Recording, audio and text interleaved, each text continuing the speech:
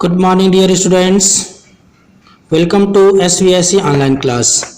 Dear students, in the first part of this video lecture, we have studied about poverty through the story of Sahabe Alam. Today we will read about the child labor through the story of Mukesh of Firozabad. प्यारे विद्यार्थियों, last video lecture में हमने साहबे आलम की कहानी के through गरीबी पर पढ़ा और आज हम लोग एक नई कहानी I want to drive a car जो कि चाइल्ड लेबर यानी बाल श्रम पर आधारित है, जो कि फिरोजाबाद के मुकेश की कहानी है जो चूड़ियाँ बनाने का कार्य करता है। तो चलिए हम लास्ट स्प्रिंग जो कि अनीस जंग के द्वारा लिखी गई है इसकी दूसरी कहानी पढ़ते हैं जिसका नाम है I want to drive a car.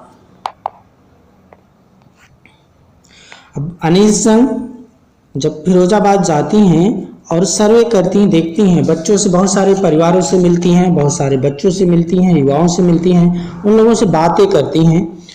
तो वहाँ पर इनकी बात एक बालक से हो रही है, एक लड़के से हो रही है जिसका नाम मुकेश है।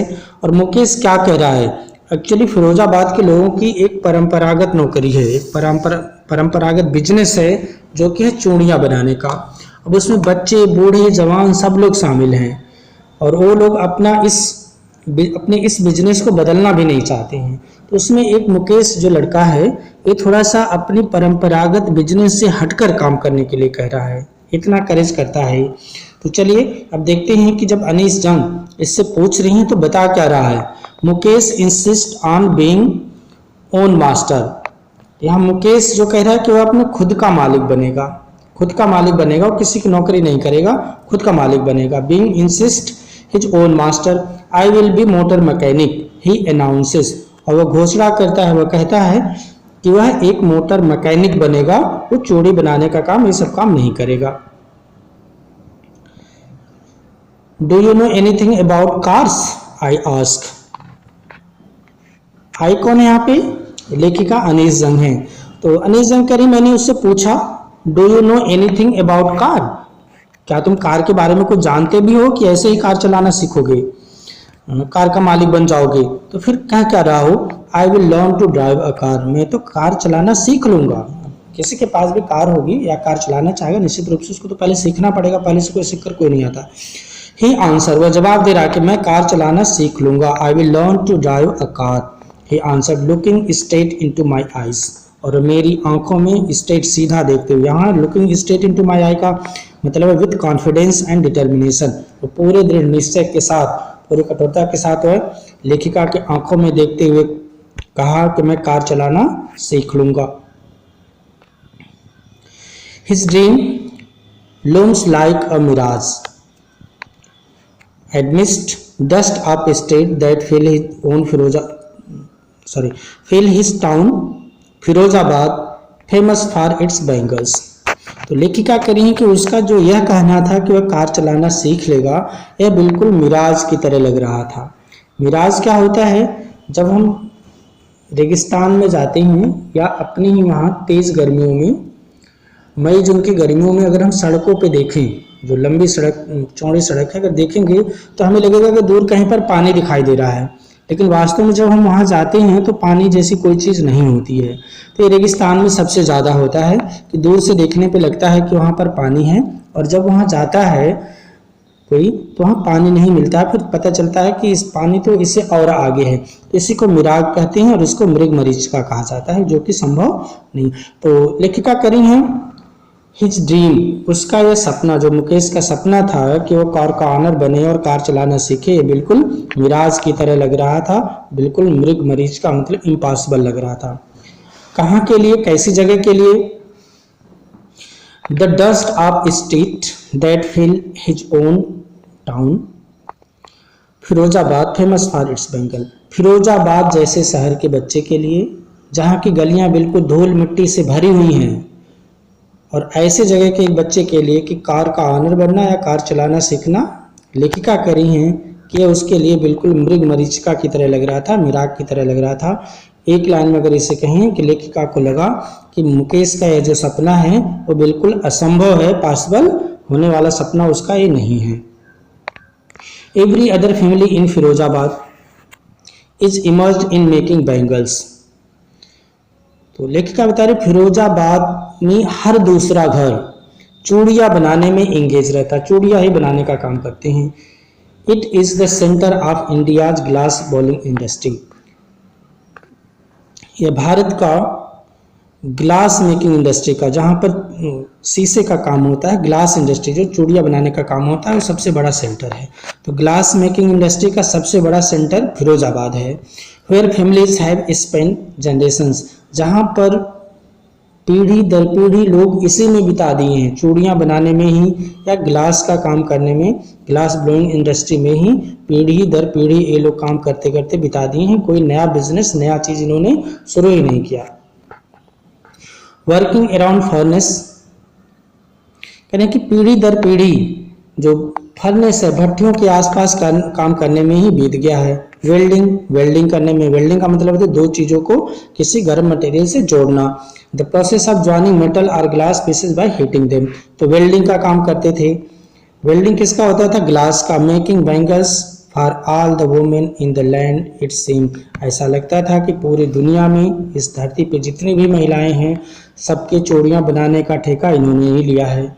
तो वही यहाँ पर लेखिका कह रही हैं, making bangles for all the women, सभी महिलाओं के लिए चूड़ियाँ यही लोग बनाते हैं। In the land it seem, ऐसा लगता है कि इस दुनिया में जितनी भी महिलाएं हैं उन सब के लिए चूड़ियाँ बनाने का कार्य यही लोग करते हैं। Mukesh family is among them, Mukesh का परिवार भी इन्हीं लोगों में से एक था जो चूड़ियाँ बनाने का काम करते थे, पीढ़ी दर पीढ़ी चूड़ियाँ बनाने का काम करते थे। None of them know that it is illegal for children like him to work in the glass furnace with high temperatures in dingy cells without air and light.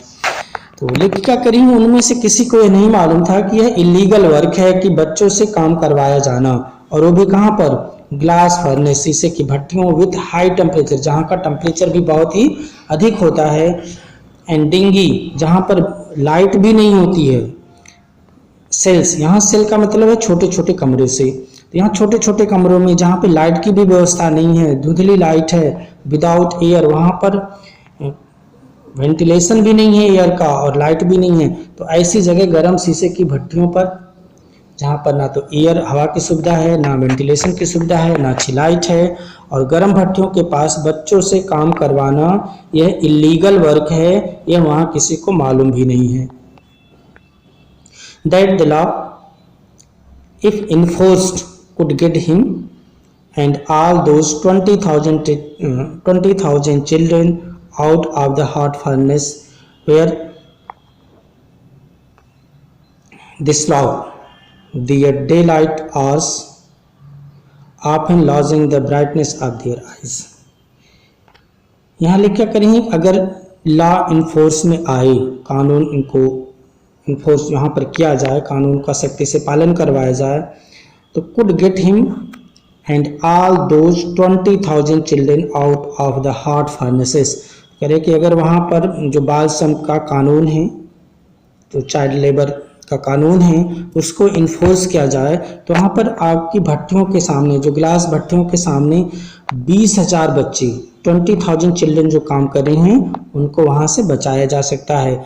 और इन बच्चों का फ्यूचर में होता क्या है, जब वो वहाँ पर हार्ड वर्क करते हैं, वहाँ स्लॉग करते हैं, हार्ड वर्क करते हैं, देयर डे लाइट आवर्स, दिन के उजाले में वहाँ पर काम करते हैं, तो होता क्या है? Often losing the brightness of their eyes, तो उनके आँखों की रोशनी भी चली जाती है। हमेशा वहाँ उसकी चमक में रहते हैं, ग्लास वेल्डिंग करते हैं, भट्टी के सामने बैठकर कठिन परिश्रम करते हैं, और इसका रिजल्ट बाद में ये होता है कि उनकी खुद की आंखों की रोशनी चली जाती है। तो लेखिका कह रही है कि अगर जो चाइल्ड लेबर का लॉ है, अगर उसको इन्फोर्स किया जाए, तो वहाँ से 20,000 बच्चे जो इस तरह का हार्ड वर्क कर रहे हैं ग्लास फर्नेस के सामने, उनको बचाया जा सकता है। और यही बच्चे हैं जो युवा अवस्था प्राप्त करने से पहले ही अपनी आंखों की रोशनी खो देते हैं। Mukesh eyes beam as he volunteers to take me home, which he proudly say is being rebuilt। जब अनीस जंग मुकेश से मिलती हैं तो उसको देखती हैं कि उसकी आंखों में एक शानदार चमक है। कब उसकी चमक और बढ़ जा रही है, एज ही वॉलंटियर्स, जब वह उनको लेकर जाता है, मार्गदर्शन करता है, खुद लेकर जा रहा है। कहाँ पर? To take me home. क्या करें, जब वो मुझे अपने घर लेकर जा रहा था तो उसकी आंखों की चमक और भी ज़्यादा बढ़ गई थी। विच ही प्राउडली सेज इज बीइंग रीबोल्ड, और वह बहुत ही गर्व के साथ कह रहा था कि उसका घर जो है वो रीबोल्ड किया जा रहा है, घर की रिपेयरिंग चल रही है, मरम्मत हो रही है।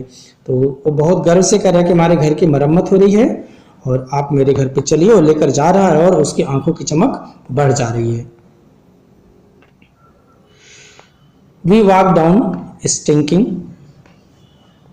lane choked with garbage, past home that remains hovels with crumbling walls, wobbly doors, no windows, crowded with families of human and animals coexisting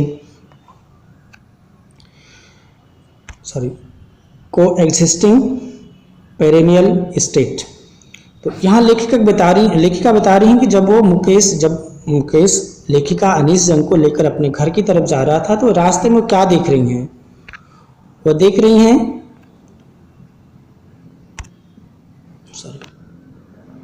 he walks down stinking lane.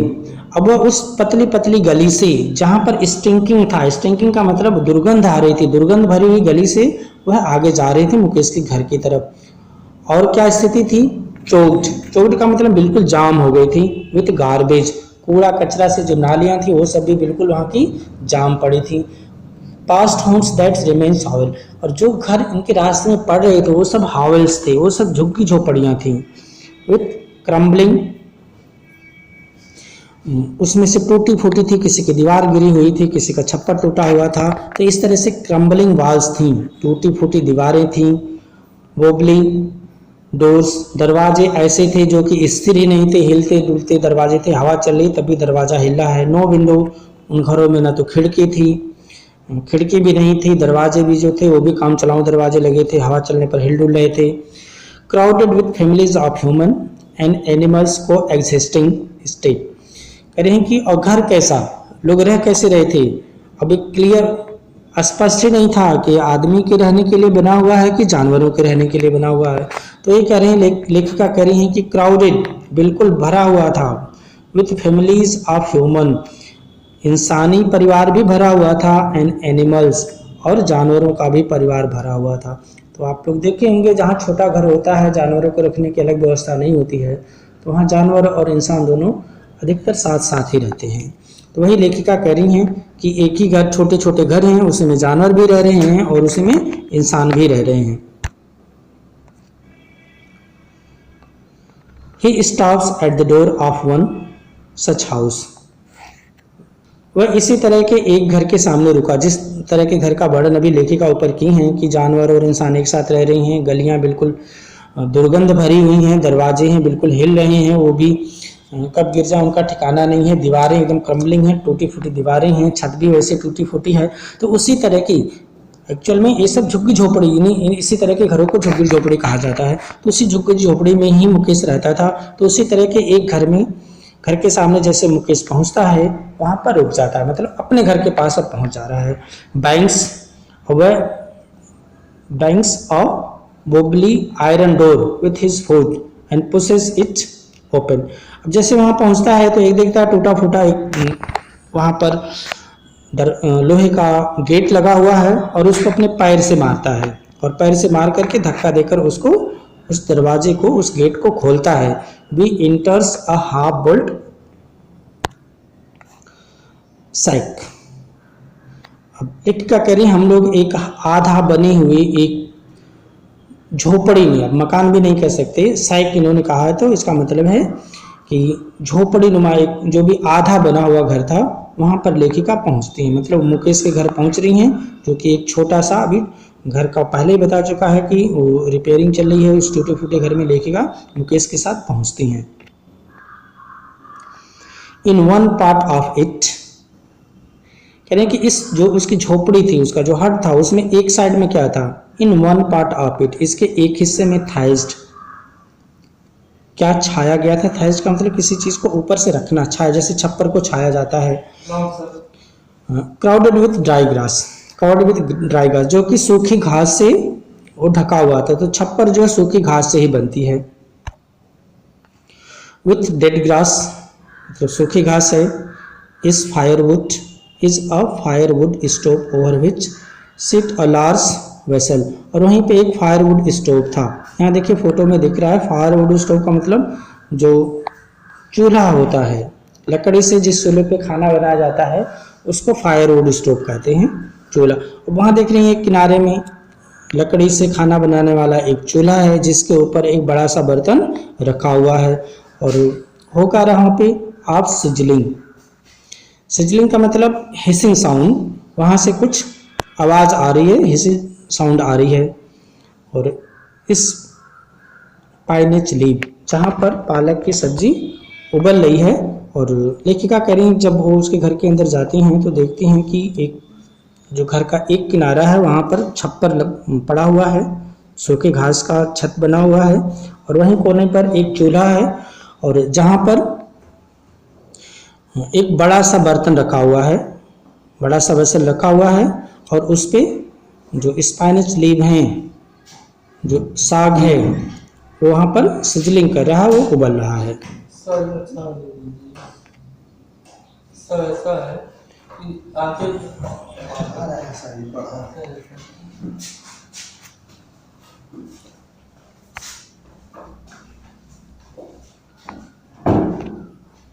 On the ground in large aluminum platters are more chopped vegetable।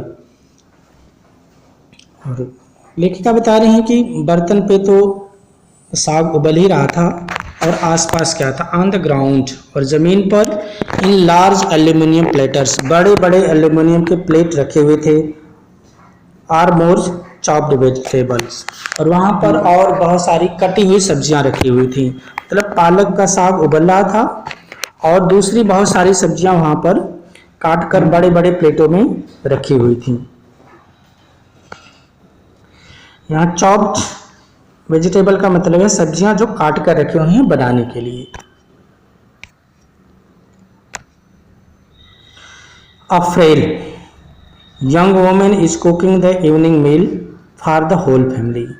और देख रहे हैं कि वहां पर एक frail, बहुत ही दुबली पतली एक महिला है, यंग वोमेन है, इज कुकिंग द इवनिंग मील, जो शाम का भोजन बना रही हैं, फॉर होल फैमिली, पूरे परिवार के लिए। तो वहाँ पर एक दुबली पतली महिला है जो कि पूरे परिवार के लिए भोजन बना रही हैं। तो बड़े बड़े बर्तनों से ही पता चल जा रहा है कि महिला एक दो लोगों का भोजन नहीं बना रही हैं, पूरे के पूरे परिवार का ही भोजन बना रही हैं। Through eyes filled with smoke, और सी स्माइल्स। अब जब वह लेखिका को देख रही हैं, जो महिला भोजन बना रही हैं, जब वह लेखिका को देखती हैं तो उसी धुओं के बीच से, धुआं उनकी आंखों में भरा हुआ है, आसपास में भरा हुआ है, और उसी धुओं के बीच से वो स्माइल करती हैं, लेखिका को देखकर स्माइल कर रही हैं। She is the wife of Mukesh elder brother. अब ये जो महिला खाना बना रही थी ये मुकेश के बड़े भाई की पत्नी थी। Not much older in years, वो उम्र में तो बहुत ज़्यादा बड़ी नहीं थी। She has begun to command respect as the bahu, the daughter-in-law of the house, a lady in charge of 3 men, her husband Mukesh and their father।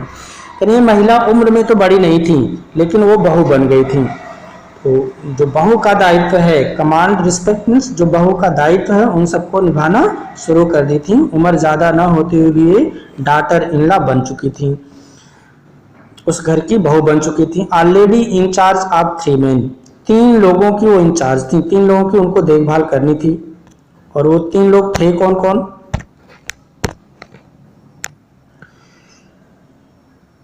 Her husband, Mukesh का बड़ा भाई, मतलब उस महिला के पति, मुकेश का, एंड देयर फादर, और मुकेश और उसके बड़े भाई के पिता, मतलब 3 लोगों की वो देखभाल करती थी। When the older man enters, she gently withdraw behind the broken wall and brought her veil closer to her face। तो जब घर में कोई भी बड़ा आदमी प्रवेश करता था, कोई भी ओल्डर मैन इंटर करता था, तो वह धीरे से पीछे हो जाती थी और जो टूटी फूटी दीवार है, जो ब्रोकन वॉल है, उसके पीछे जाकर छुप जाती थी। एंड ब्रिंग हर वेल, और अपने घूंघट को क्लोजर टू हर फेस, और अपने घूंघट को अपने चेहरे के पास कर लेती थी।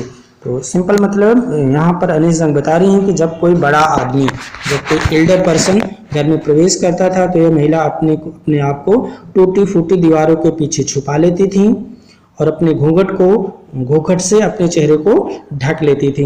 यहाँ देखिए एक ट्रेडिशन है कि अपने वहाँ भी यही ट्रेडिशन है कि जब कोई बड़ा घर में प्रवेश करता है तो जो बहुएं हैं या तो वो छुप जाती हैं, अगर किसी वजह से उनको सामने आना पड़ता है तो चुन्नी या घूंघट जो भी उनके पास उपलब्ध रहता है उसे अपने चेहरे को ढक लेती हैं। यही मुकेश की भाभी भी कर रही हैं। एज कस्टम डिमांड, जैसा कि कस्टम है, जैसे कि परंपरा है, रीति है।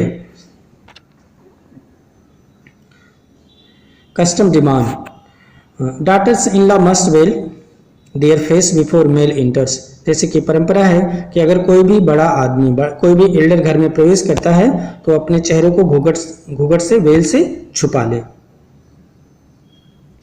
इन this case the elder is an empowerized bangle maker, और कह रहे हैं कि इस केस में यहाँ पर क्या है, जो एल्डर है वो है कौन? एक ही एल्डर है मुकेश के घर में, वो है उसके पिताजी। तो कह रहे हैं कि जो इस केस में यहाँ पर मुकेश के घर में जो एल्डर हैं वो बहुत ही गरीब बैंगल मेकर हैं, एक गरीब चूड़ी बनाने वाला इंसान है।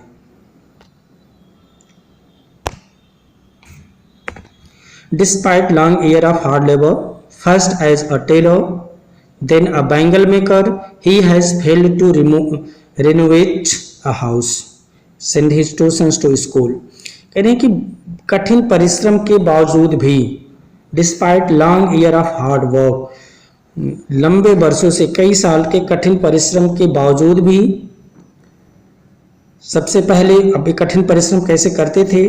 पहले उन्होंने एक टेलर के रूप में काम किया, as a tailor, as a tailor काम किए। फर्स्ट एज ए टेलर, पहले उन्होंने टेलर का काम किया। देन अ बैंगल मेकर, उसके बाद चूड़ी बनाने वाले का काम किए। एज ही फेल्ड, और इतना सब कुछ करने के बाद, इतनी कठिन परिश्रम के बाद भी failed to renovate a house, वो अपने घर की मरम्मत नहीं करा पाए। Send his two sons to school, और ना ही अपने दोनों बेटों को स्कूल ही भेज पाए। तो लेखिका कह रही हैं कि इतनी मेहनत के बावजूद, और ये भी नहीं कम समय में, long years of hard labour, कई वर्षों के कठिन परिश्रम के बावजूद, पहले तो एक टेलर के रूप में, दर्जी के रूप में काम किए, उसके बाद चूड़ी बनाने वाले का, बैंगल मेकर का काम किए, लेकिन उन्होंने अपने छोटे से घर को रेनोवेट नहीं करवा पाए, छोटे से घर को रिपेयर नहीं करवा पाए, और ना ही अपने दोनों बेटों को, एक तो मुकेश है और मुकेश के बड़े भाई को स्कूल भी नहीं भेज पाए। All he has manage to do is, और जो कुछ भी वो कर पाए अपने लाइफ में, अभी तक की लाइफ में जो कुछ भी मुकेश के पिताजी कर पाए थे वो क्या था? Is teach them what he knows, वह उनको वही सिखा पाए जो वो खुद जानते थे। अपनी कारीगरी को, अपनी कला को ही उन्होंने अपने बेटों को सिखा पाया, कुछ नया चीज नहीं कर पाए। The art of making bangles, सिर्फ जो चूड़ी बनाने का जो कला है, चूड़ी बनाने की जो कला है, जो ये आर्ट है, इसी को ही ये अपने दोनों बेटों को सिखा पाए थे, और इन्होंने जीवन में कुछ नया नहीं कर पाए, न तो अपना घर रिपेयर करवा पाए, न दोनों बेटों को अपने स्कूल भेज पाए। Despite long years of hard work, it is his कर्म, his destiny, says Mukesh grandmother. अब मुकेश की जो दादी माँ है, जो भी वहां पर बैठी हुई थी, who has watched her own husband go blind with the plus from the polishing the glass of bangles। कह रहे हैं कि मुकेश की दादी वहां बैठी हो, क्या कर रही है कि इट इज हिज कर्म, हिज डेस्टिनी, कह रही ये इन लोगों के भाग्य में यही लिखा हुआ है, इन लोगों का भाग्य ही यही है कि चूड़ी बनाएंगे और यहीं पर रहेंगे। मुकेश की ग्रैंडमदर कह रही, who has watched her own husband go blind with the lust from polishing the glass of bangles. और यह बात वो महिला कह रही हैं, वो दादी माँ कह रही हैं जो कि अपने खुद के हस्बैंड को अंधा होते हुए उन्होंने अपने आंखों के सामने देखा है। गो ब्लाइंड विथ, और वो अंधा कैसे हुए? Polishing the glass of bangles, जो कि चूड़ियों को पॉलिश करते समय, चूड़ियों को पॉलिश करते करते उनके खुद के आंखों की रोशनी चली गई थी, उन्होंने खुद अपनी सामने देखा था। वही दादी माँ कह रही हैं कि इट इज़ हिज कर्म, यह इन लोगों का कर्म ही यही है, यही इनके भाग्य में है, मतलब भाग्य में इनके चूड़ी बनाना ही लिखा है, इसके अलावा और कोई कार्य इनके भाग्य में लिखा ही नहीं है, इसलिए और कुछ कार्य नहीं करेंगे, चूड़ी ही बनाएंगे, भले ही इनके आंखों की रोशनी चली जाए। Can a God given line is ever be broken, से implies। अब वो कह रहे हैं कि जो भगवान ने इनको एक लाइनेस दिया हुआ है, एक परंपरागत बिजनेस दे दिया है, एक्चुअली जातिगत बिजनेस हो गया था उस समय कि चूड़ी बनाने वाले का परिवार चूड़ी बनाएगा, और इस तरह के बहुत सारे बिजनेस हैं जो जातिगत होते थे। फिलहाल अभी तो ऐसा कुछ नहीं है।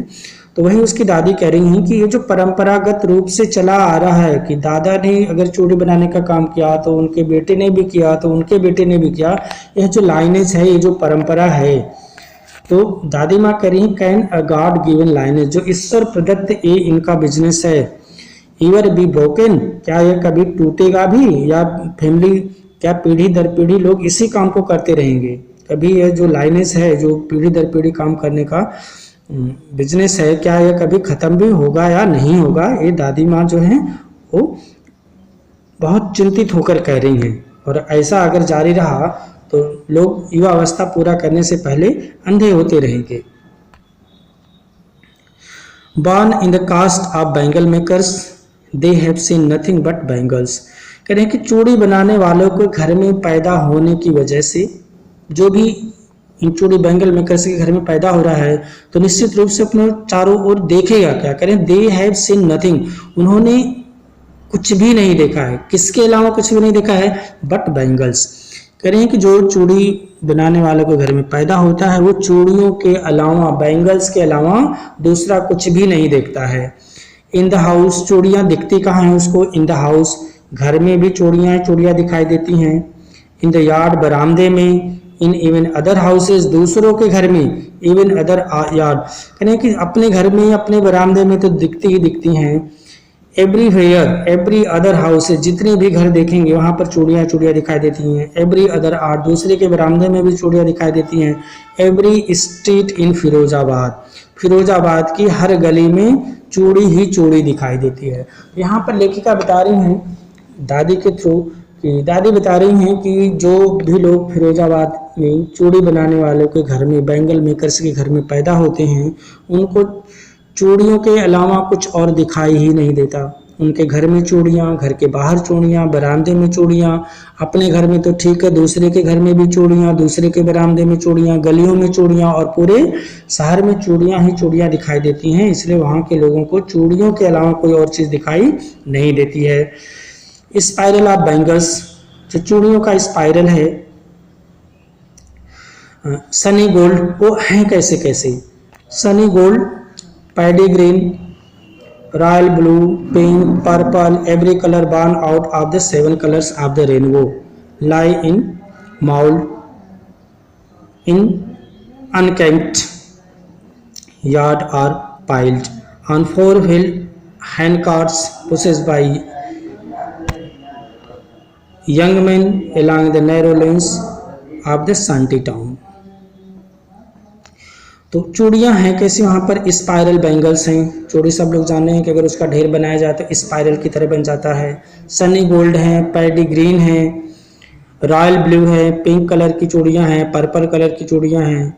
Every colour born out of the 7 colours of the rainbow, और सतरंगी कलर की चूड़ियाँ हैं, मतलब इतने सारे चूड़ियाँ हैं जहाँ से इंद्रधनुषी रंग भी बन रहा है, सारे कलर की चूड़ियाँ हैं। और इन सब का लाई इन माउल्स, पूरा ये ढेर बना हुआ है। और ढेर कहाँ बना हुआ है? और ऐसे इन अनकेम्प्ड यार्ड, और ऐसे बरामदे जिसकी देखभाल करने वाला कोई नहीं है, ऐसे ओपन बरामदे में वहाँ पर चूड़ियों का ढेर लगा हुआ है, जिसको देखने वाला कोई नहीं है, उसका केयर करने वाला कोई नहीं है। Are piled on 4-wheeled handcraft, या जो ठेला है, ठेले के ऊपर भी चूड़ियों का ही ढेर लगा हुआ है, जिसको कि यंग मैन उसको नैरो लेंस में, जो सकरी गलियां हैं उसमें भी लेखिका क्या देख रही हैं कि सकरी गलियां हैं, वहाँ पर ठेले पर भी चूड़ियाँ लदी हुई हैं, और जो यंग मैन है उसको धक्का दे करके उसको गलियों से मेन रोड पर ले जा रहे हैं, मार्केट में ले जा रहे हैं। और शहर भी कैसा है, narrow lane of senti town, जो कि सैंटी टाउन है, जहाँ पे अच्छे मकान भी नहीं है, झुग्गी झोपड़ी वाले मकान हैं, गलियाँ ऐसी हैं जो बिल्कुल दुर्गंध से भरी हुई हैं, जो नाले हैं वो बिल्कुल गार्बेज से जाम है। ऐसी गलियों में ये देख रही हैं कि ये सब सिर्फ एक ही चीज़ है जो चमक रही है, वो है सिर्फ और सिर्फ चूड़ियाँ, चूड़ियों की चमक है वहाँ पर। ना तो वहाँ पे कोई चमकदार घर है, ना तो चमकदार गलियाँ हैं, कुछ भी वहाँ नहीं है। तो बता रही हूँ वहाँ की सारी गलियों बरामदों जहाँ भी देख रहे हैं लोग, वहाँ पर चूड़ियाँ ही चूड़ियाँ दिखाई दे रही हैं, और सारे कलर की चूड़ियाँ हैं। And in dark hot means next to line of flames of flickering oil lamp sit boy and girl with their fathers and mothers welding pieces of colored glass into circle of bangles। और लेखिका बता रही हैं कि छोटे छोटे जो झोपड़ियां हैं, डार्क हटमेंट्स हैं, जहाँ पर अंधेरा है, और वहाँ पर लाइट की व्यवस्था क्या है, next to line of flame of flickering oil lamp, वहाँ पर एक ऑयल लैंप है। यहाँ देखिए फिगर में दिख रहा है कि किस तरह के ऑयल लैंप है। एक्चुअली इस ऑयल लैंप से लोग ग्लास को पिघला करके ज्वाइन करते हैं। तो ये कहने कि एक लाइन से लोग बैठे हुए हैं, next to line of flame, एक लाइन एक फ्लेम है यहाँ जैसे दिख रही है, और उसी के सामने लोग लाइन से बैठे हुए हैं ऑयल लैंप के सामने। सिट बॉय एंड गर्ल्स, लड़के और लड़कियाँ वहाँ पर बैठी हुई हैं, with their fathers and mother, अपने पेरेंट्स के साथ, उनके मम्मी पापा भी हैं और बच्चे भी हैं, सब लोग एक साथ बैठ कर के काम कर रहे हैं। और इस ऑयल लैंप के सामने बैठकर कर क्या रहे हैं, वेल्डिंग का काम कर रही हैं, जोड़ने का काम कर रही हैं। जोड़ किस चीज़ को रहे हैं, बैंगल्स ऑफ कलर्ड ग्लास, रंग बिरंगी चूड़ियों को जोड़ रहे हैं इनटू सर्कल ऑफ बैंगल्स। चूड़ियों को गोल बनाना होता है तो दोनों ही पॉइंट को गोल घुमा करके एक जगह ज्वाइंट करने का काम ये सब कर रहे हैं। तो जो छोटी छोटी झोपड़ियाँ हैं, अंधेरी झोपड़ियाँ हैं, वहाँ पे ऑयल लैंप जल रही हैं, और वहाँ पे एक लाइन से पूरा परिवार बैठा हुआ, फादर मदर और सन्स एंड डॉटर, सब लोग बैठ करके उन्हीं चूड़ियों को एक गोल सर्कल बना करके और उसको वेल्डिंग का काम कर रहे हैं, उनको जोड़ने का काम कर रहे हैं। Their eyes are more adjusted to the dark than to the light outside। इनकी आंखें बाहर रोशनी में काम करने की अपेक्षा उस अंधेरे के लिए बहुत ही ज़्यादा एडजस्ट हो चुकी हैं। एक्चुअली अंधेरे में काम करते करते इनकी आंखें ऐसी हो गई हैं कि बाहर चमक में ये काम कर ही नहीं सकते हैं। That is why they often end up losing their eyesight before they become adult. और यही रीज़न है इनकी आंखें अंधेरे में काम करने की आदी हो जाती हैं, हैबिचुअल हो जाती हैं कि बाहर की रोशनी ये झेल नहीं पाते, और उसका रिजल्ट ये होता है कि अपनी युवावस्था पाने से पहले, युवावस्था प्राप्त करने से पहले, एडल्ट होने से पहले ही इनकी आंखों की रोशनी चली जाती है। Savita a young girl in a drive pink dress, यानी कि वहाँ पर लड़की है जिसका नाम सविता है, जो कि पिंक ड्रेस पहनी है, और वो ड्रेस कैसा, ड्राइव, बिल्कुल फटा पुराना है, उसका रंग उड़ चुका है, कलरलेस हो चुका है, ड्राइव हो चुका है। Sit alongside an elderly woman, वह एक बुजुर्ग महिला के साथ, एल्डरली वोमन के साथ बैठी हुई हैं। सोल्डरिंग पीसेस ऑफ ग्लास, जो कि जो बैंगल्स है उसके दोनों सिरों को जोड़ने का काम कर रही है, सोल्डरिंग का काम कर रही है, जॉइनिंग का काम कर रही है। As her hand move mechanically like the tong, और उसका जो हाथ है वो बिल्कुल मैकेनिकली, ऐसे नहीं लग रहा किसी इंसान का हाथ, ऐसे लग रहा है कि कोई मशीन चल रही हो, इतना तेजी से वो काम कर रही है। I wonder if she knows the sanctity of the bangles she helped make. It symbolizes an Indian woman's suhag, auspiciousness in a marriage। और लेखिका कह रही है मुझे शायद ही ऐसा लग रहा है कि वह इस बात को जानती होगी, जो सविता नाम की लड़की जिसकी ये चर्चा कर रही हैं। I wonder if she knows, मुझे आश्चर्य है कि वह शायद ही जानती होगी। द सेंसिटी मतलब पवित्रता के बारे में, of the bangles she helps make, वह जिस चूड़ियों को बनाने में मदद कर रही है लेखिका कह रही हैं कि शायद ही वह उन चूड़ियों की पवित्रता के बारे में कुछ जानती होगी जिन चूड़ियों को वह बनाने में मदद कर रही है। It symbolizes an Indian women's सुहाग। ये जो चूड़ियाँ हैं ये भारतीय महिलाओं के सुहाग का प्रतीक हैं। Auspiciousness in a marriage. और ये जो शादी है वहाँ पर तो इसकी अनिवार्यता ही होती है। ऑस्पिशियस है वहाँ के लिए ये अनिवार्य होता है शादी के लिए। जो भी शादीशुदा महिलाएं हैं निश्चित रूप से वो सुहाग की चूड़ियाँ जरूर पहनती हैं, उनके लिए ये ऑस्पिशियस होता है। I will down on her suddenly one day when her head is dragged with a red well, her hands died red with henna and red bangles rolled onto her wrists. She will then become a bride.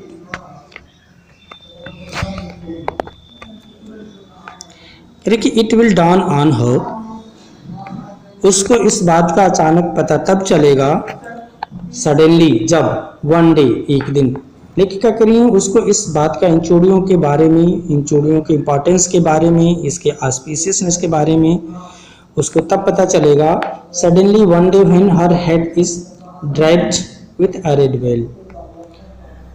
कह रहे हैं कि जब उसका when his head, जब उसका sir is dragged with a red well, जब उसका सर भी अचानक लाल घूंघट से ढक दिया जाएगा।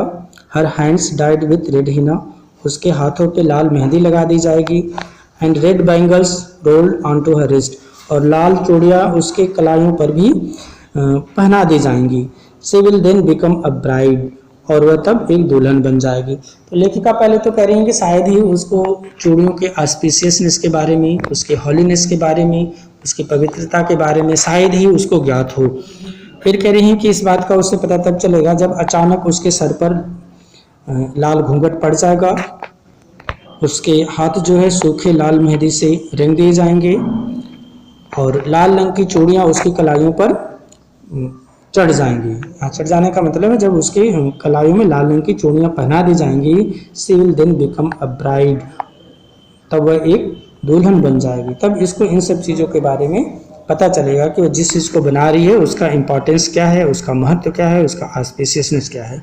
Like the old woman beside her who became one many years ago, ठीक उसी महिला की तरह वो भी बन जाएगी जिस तरह से उसकी बगल में जो ओल्ड वोमन बैठी हुई हैं वह कई सालों पहले बन चुकी हैं। She still has bangles on her wrist, तो देख रहे हैं she still has bangles on her wrist but no light in her eyes, उनके हाथों पर अभी भी चूड़ियाँ तो मौजूद हैं, चूड़ियाँ तो हैं, चमकदार चूड़ियाँ हैं, लेकिन उनकी आंखों में कोई चमक नहीं है। एक वक्त शेर भर खाना भी नहीं खाया, she says in a voice dent of Joy.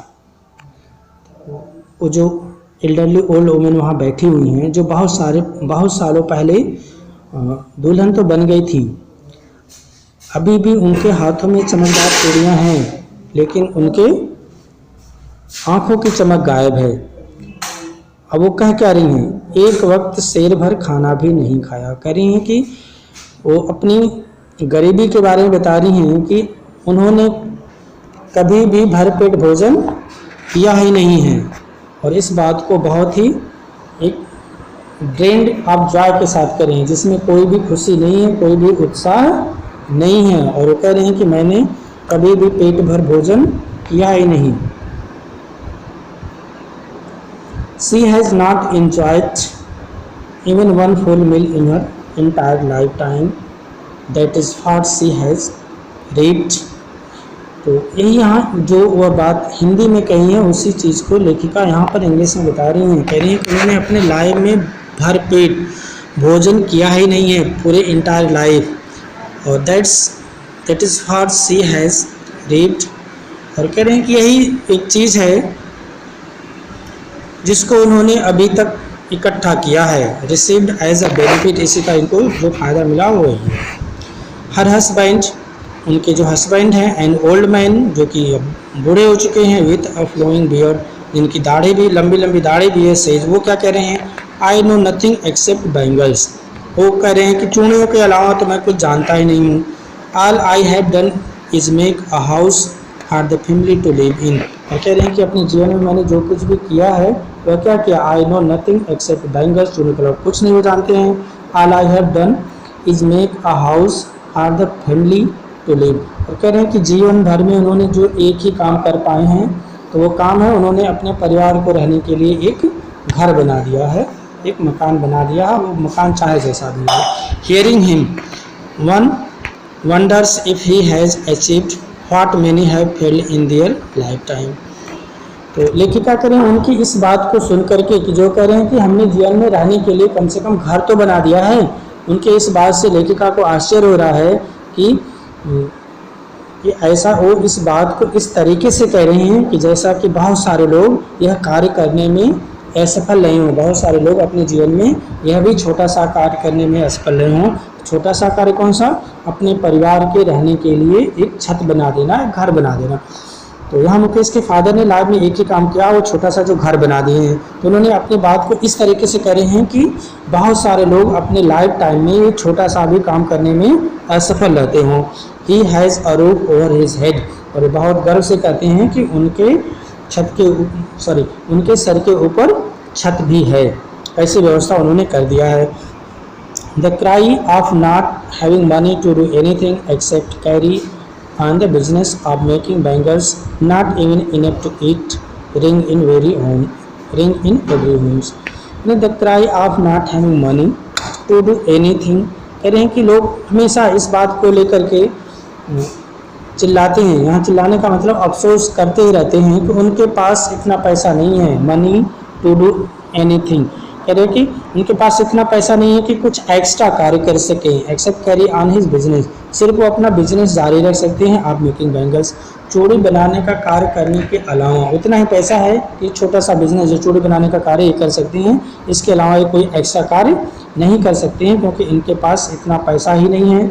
Not even enough to eat, यहाँ तक कि खाने के लिए भी पर्याप्त पैसा इनके पास नहीं है। रिंग्स इन एवरी हाउस, और ऐसा लग रहा है कि प्रत्येक घर की हालत ऐसे ही है, ऐसे ही लगभग सभी घरों में है। लोगों के पास सिर्फ उतना ही पैसा है जिससे कि अपना वो छोटा सा चूड़ी बनाने का बिजनेस कर सकें। इवन खाने के लिए भी उनके पास पर्याप्त पैसा नहीं है, और ऐसा ही लगभग सभी घरों का हाल है। The young man echo the lament of their elders, यानी कि जो छोटे बच्चे हैं वो भी इसी चीज़ को रिपीट करते हैं और इसी चीज़ की कंप्लेन करते हैं आप देयर एल्डर्स, कि अपने पूर्वजों का, अपने बड़े लोगों का जो कंप्लेन है वही कंप्लेन छोटे बच्चे भी करते हैं। जो बड़े लोग कह रहे हैं वही छोटे, शिकायत बड़े और छोटे सबकी कॉमन है। Little has move with time, यानी समय के साथ बहुत ही कम परिवर्तन हुआ है। कम का मतलब नहीं के बराबर परिवर्तन हुआ है। इट सेम्स इन फिरोजाबाद, तो लेखिका बता रही हैं कि फिरोजाबाद में समय के साथ साथ कोई परिवर्तन नहीं हुआ है। जैसे फिरोजाबाद बहुत पहले था वैसे आज भी है, परिवर्तन नाम की कोई चीज़ वहाँ पर नहीं हुई है। Years of mind numbing toil have killed all initiatives and the ability to dream, कह रहे हैं कि वर्षों के बोरिंग कार्य और परिश्रम की वजह से, फिजिकल वर्क करने की वजह से, फिजिकल हार्ड वर्क जो करते थे अपनी आजीविका कमाने के लिए, और इतनी कठिन मेहनत करते थे जो कि माइंड नंबिंग इनका कार्य था, वर्षों से करते आ रहे हैं। हैव किल्ड ऑल इनिशिएटिव, इनका कोई भी चीज़ इनिशिएटिव लेने के लिए, कोई भी शुरुआत करने के लिए, and the ability to dream, और सपना देखने के लिए, ये दोनों ही चीज़ें इन लोगों की मर चुकी थी। अब इतना कठिन परिश्रम कर करके इन लोगों का जो सपना था वो ख़त्म हो चुका था। इस सपना ही नहीं देखते थे कुछ नया करने का, और ना तो इनके अंदर इस तरह का कोई इनिशिएटिव लेने का, कोई शुरुआत करने की इच्छा ही रह गई थी। सारी की सारी चीज़ें बिल्कुल मर चुकी थी। और जब किसी के अंदर किसी कार्य को करने की इच्छा नहीं होगी, दृढ़ इच्छा नहीं होगी, इच्छा शक्ति नहीं होगी, तो कोई भी वो नया कार्य कर ही नहीं सकता है, इवन उसका इनिशिएटिव ही नहीं ले सकता है। Why not organize yourself into a cooperative? I asked group of young men who had fallen into the vicious circle of middlemen who tapped their fathers and forefathers. लेकिन अगर कुछ यंग मैन का group था, उनसे पूछ रहे हैं why not organise yourself into cooperative, तो कह रहे हैं कि आप लोग एक कोऑपरेटिव क्यों नहीं बना लेते हैं, एक दूसरे का सहयोग करने की संस्था क्यों नहीं बना लेते हैं। तो अब एक पूछ किसी ने, I asked group of young man, मैंने एक कुछ युवाओं का एक ग्रुप था उनसे पूछा, who have fallen into viscous, जो कि चंगुल में फंस चुके थे।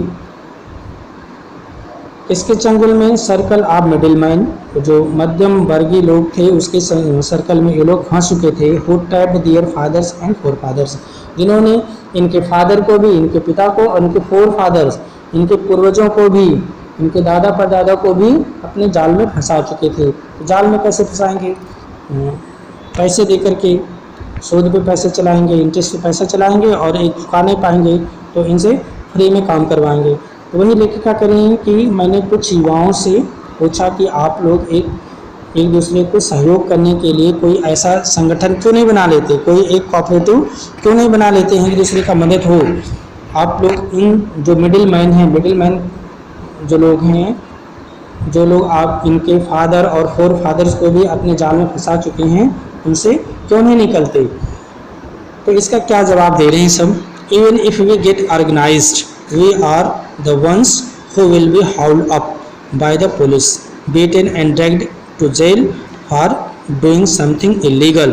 तो वो जो युवा हैं जिनसे पूछ रहे हैं, करें अगर हम किसी तरह से ऑर्गेनाइज होने की कोशिश करते हैं या ऑर्गेनाइज हो जाते हैं, we are ones who will be hauled up, तो हम लोगों को डरा दिया जाता है। हम लोग ऐसे लोग हैं, गरीब लोग हैं, हम लोग तुरंत डरा दिए जाएंगे। किसके द्वारा डरा दिए जाएंगे? बाय द पुलिस, पुलिस के द्वारा। पुलिस तुरंत इनको डरा देगी, धमकाएगी, बीटन इनको पीटेगी भी, डायरेक्ट टू जेल और घसीट कर जेल में डाल देगी। और क्या आरोप लगाएगी? डूइंग समथिंग इलीगल, और कहेगी ये जो कार्य है, जो कोऑपरेटिव बनाना है, ये पूरी तरह से इलीगल है, तुम कोऑपरेटिव नहीं बना सकते। तो युवा करें कि अगर हम ऐसा करते हैं तो पुलिस हमें डराएगी, धमकाएगी, पीटेगी भी और घसीट कर जेल में डाल देगी और कहेगी कि तुम लोग ये इलीगल काम कर रहे हो। There is no leader among them, no one who could help them to think differently। तो लेखिका बता रही हैं उन लोगों के बीच में कोई ऐसा नहीं है कि जो एक लीडर का काम कर सके, अगुआ का काम कर सके। No one who could help them see things differently, और कोई इतना समझदार भी उनके बीच में नहीं है, इतना एक्टिव भी नहीं है जो चीज़ों को डिफरेंटली सोचने के लिए कहे, ऐसा कहे कि चीज़ों को थोड़ा अलग तरीके से सोचें, कुछ नयापन लाएं। ऐसा भी उनके बीच में कोई नहीं है जो चीज़ों को डिफरेंटली देखे, नए नज़रिए से देखे, नया कुछ करने की सोचे। और क्योंकि उनके बीच में कोई ऐसा नहीं है जो इनकी लीडरशिप कर सके। Their fathers are as tired as they are, यानी कि इनके फादर्स भी उतने ही थके हुए हैं जितना कि ये थक गए हैं। मतलब कुछ भी नया नहीं करना चाहते हैं, जो है उसी पे चलना चाहते हैं। They talk endlessly in a spiral that moves from poverty to apathy to greed and to injustice। कह रहे हैं कि ये लोग उसी अपनी गरीबी पर, कभी समाप्त न होने वाली गरीबी, उसी स्पाइरल, उसी चक्र में फंसे हुए हैं, जो कि ऐसी गरीबी है जो कि कभी भी समाप्त होने वाली नहीं है। और इनके साथ जो इनजस्टिस हो रहा है और जो इनकी सेल्फिश डिज़ायर है, ये चीज़ें कभी भी समाप्त होने वाली नहीं है। तो ये लोग एक तो गरीबी में फंसे हुए हैं, इनकी पॉवर्टी है, फिर इनकी एपैथी है जिससे इनका कोई कंसर्न ही नहीं है, इनके बारे में सोचते ही नहीं हैं, फिर इनका लालच भी है और इनके साथ अन्याय हो रहा है। तो ये जो चक्र बन रहा है, चक्र देखिए ये सब क्या है, सब घुमा फिरा करके इनका पॉवर्टी की तरफ ही आ रहा है। Listening to them I see two distinct worlds. लेखिका करें जब मैं इन लोगों की बातों को सुनी तो मुझे दो अलग अलग संसार दिखाई देने लगे, दो सेपरेट वर्ल्ड दिखाई देने लगे। One of the family caught in the web of poverty, burdened by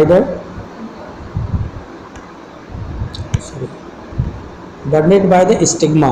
यानी कि जब मैं इन लोगों की बात सुनी तो मैंने देखा कि ये जो संसार है इनका, वो दो ग्रुप में डिवाइड है। पहला वह जो कि गरीबी में जकड़ा हुआ है, गरीबी के जाल में जकड़ा हुआ एक ऐसा परिवार है, बर्डन बाय द स्टिग्मा, जिसका बिल्कुल अनादर हो रहा है, डिसऑनर हो रहा है।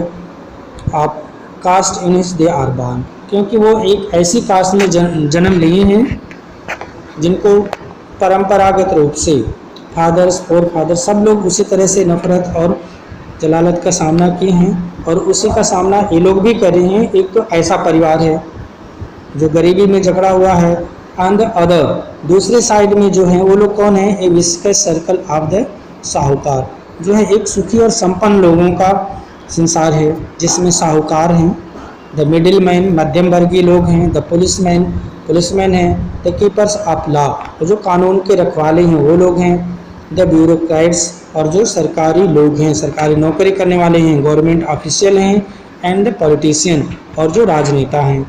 तो लेखिका कह रही है कि उनसे बातचीत करने पर हमें दो तरह का संसार का यहाँ पता चला, दो तरह के ग्रुप का पता चला। एक तो जो गरीबी के मकर जाल में जकड़ा हुआ है, उनके पूर्वजों से लेकर अभी तक लोग जलालत झेलते आए हैं क्योंकि एक स्पेशल कास्ट में वो पैदा हुए हैं। दूसरा जो सर्कल है वह साहूकार का है, मिडिल मैन का है, पुलिसमैन का है और जो कानून के रखवाले हैं उन लोगों का है और राजनीतिज्ञों का है। ये लोग तो खुशी जीवन जी रहे हैं और दूसरा जो है दरिद्रता का जीवन जी रहा है। Together they have imposed the baggage on the child that he cannot put down. Before he is aware, he accepts it as naturally as his father's. To do anything else would mean to dare, and daring is not part of his growing up. तो लेखिका बता रही हैं कि together they have imposed, सब लोगों ने मिलकर इनके ऊपर थोप दिया है, द बैगेज अपने बर्डन को, सारे भार को इन सब लोगों ने मिलकर के थोप दिया है, एंड द चाइल्ड उन बच्चों के कंधों पर, he can not put down जिसको ये नीचे नहीं रह सकते, जिससे ये बच नहीं सकते हैं। बिफोर ही इज़ अवेयर, जब तक इन बच्चों को इस बात का आभास होता है कि ये तो दूसरे लोगों का बोझा ढो रहे हैं, मेहनत ये कर रहे हैं और आनंद कोई दूसरा ले रहा है, he accepted it as naturally as his fathers. तो ये बच्चे भी, ये युवा भी इस बात को उसी तरह से स्वीकार कर लेते हैं जैसे कि इनके फादर्स ने, इनके फोर फादर इनके पूर्वजों ने स्वीकार कर लिया कि ठीक है हमारे भाग्य में ही ऐसा है, इसलिए ऐसा ये सब हो रहा है। To do anything else would mean to dare, कुछ नया करना इनके लिए हिम्मत की बात थी, and daring is not part of his growing up, और जो हिम्मत है, जो डेयरिंग है, इनके विकास का हिस्सा नहीं था, इनके ग्रोइंग अप का हिस्सा नहीं था। When I sense a flash of it in Mukesh, I am cheered. तो लेखिका कह रही हैं जब मैं इस तरह के परिवर्तन की बात, इस तरह की डेयरिंग मैंने मुकेश के अंदर देखा तो मुझे बहुत ही खुशी हुई। I want to be a motor mechanic, जो कि कहता है कि मैं एक मोटर मैकेनिक बनना चाहता हूँ। ही रिपीट्स, वो अपनी बात को दोहराता है, he will go to a garage and learn, और वो कहता है कि वो एक गैरेज में जाएगा और वह मैकेनिक का काम सीखेगा।